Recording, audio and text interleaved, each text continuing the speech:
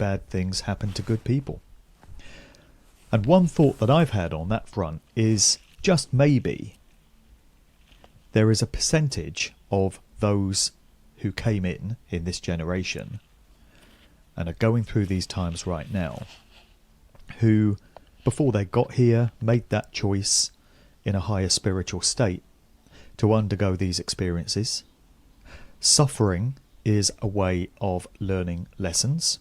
We don't enjoy it while we're going through it, and we try and avoid it. Often we do anything we can to try and avoid suffering, but it is inevitable. Everyone at some point in their lives goes through suffering. And maybe the reason why these good people who are trying to do what they know to be right, maybe the reason why they're suffering so much is because they're coming to the end of their soul journeys. And there's just a few loose ends that need tying up, a few lessons that need to be learned, a few experiences that need to be undergone, and then the process is complete.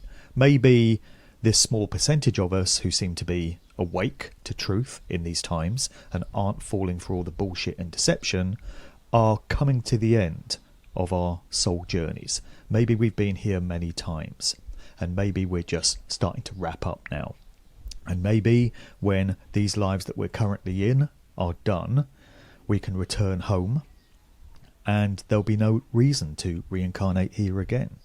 I personally don't feel there's any kind of malevolent God figure forcing us into these bodies and forcing us to come back and undergo these new lives.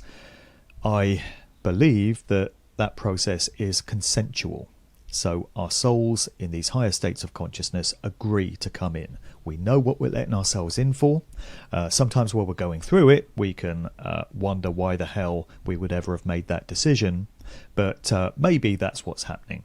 Maybe that's why in every generation there's a small number of people that seem to be able to break the mind control spells and just see the world in a different way to the masses. There's, of course, way more in the world now that are seeing things that way than has ever been the case with any previous generations. But then no previous generation has ever had to endure the amount of psychological warfare that's currently being waged against us. This is a new process for humanity. We've never had to go through this level of mind control before.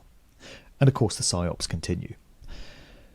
But another important observation is that while there has to be suffering in these life experiences, it seems, it's an inevitable part of the process.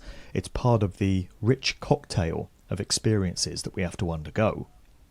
There's also supposed to be some joy in there, some happiness. I got into this in the recent podcast that I did with Steve Hughes, the Australian comedian. I put that out just a few days ago. We were discussing these matters. And I sort of joked with him that I feel like I had all the joy and happiness that I'm going to have in this life in the 90s. Like it was all consolidated into one block.